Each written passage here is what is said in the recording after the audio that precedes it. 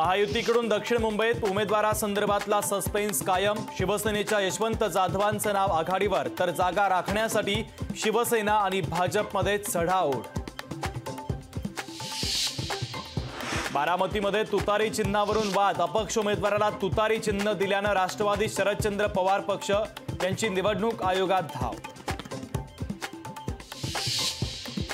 OBC SC ST आरक्षण हटवणार नाही ही मोदींची गॅरंटी। अमित शहांचं अकोल्यात महत्त्वाचं आणि मोठं विधान।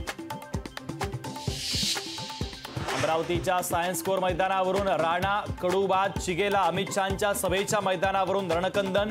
उद्या कोणत्याही परिस्थितीमध्ये याच मैदानात सभा घेणार बच्चू कडूंचा थेट इशारा। आमदार बच्चू कडू यांना प्रशासनाचा झटका। जिल्हा परिषद प्रशासनानं नाकारली प्रहार पक्षाची परवानगी। सुरक्षेचं कारण देत नाकारली परवानगी।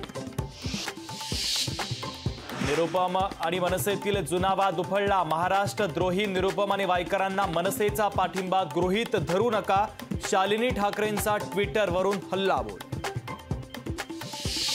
संजय निरुपमांचा जावई शोध। महाराष्ट्राच्या जावयाला का त्रास देता? शालिनी ठाकरेंना उपस्थित केला सवाल। नाशिकच्या जागेवर राष्ट्रवादीचा दावा। तिन्ही पक्षांच्या दाव्यामुळे नाशिकची जागा वादात, तर नाशिकची जागा आता कुणाच्या पारड्यात पडणार याकडे महाराष्ट्राचं लक्ष। राहुल गांधींचा डीएनए तपासायला हवा। नेहरूंच्या कुटुंबात जन्माला आले आहेत का? केरळचे आमदार पीव्ही अनवरांची राहुल गांधींवर टीका।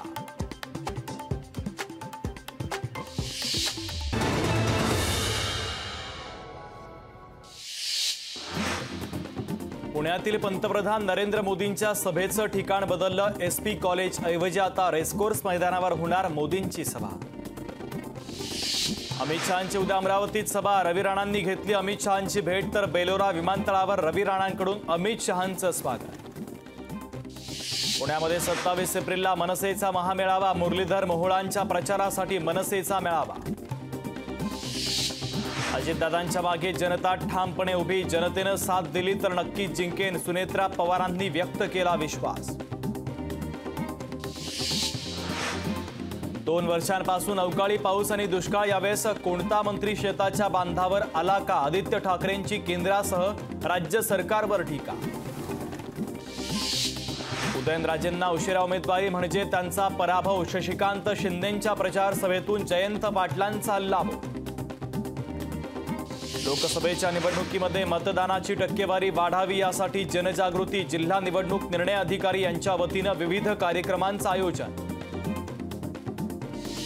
कोल्हापूर लोकसभेसाठी 23 जण, तर हातकणंगलेसाठी 27 उमेदवार निवडणुकीच्या रिंगणात। तर उमेदवारांची संख्या जास्त असल्यानं वोटिंग मशीनच्या मागणीतही वाढ। अरविंद केजरीवालांच्या अडचणीमध्ये वाढ। केजरीवालांच्या न्यायालयीन कोठडीमध्ये 7 मे पर्यंत वाढ। सिल्लोड शहरामध्ये अवकाळी पावसाची हजेरी। अजिंठा लेणी परिसरात जोरदार पाऊस, तर पावसामुळे पर्यटकांची मात्र तारांबळ।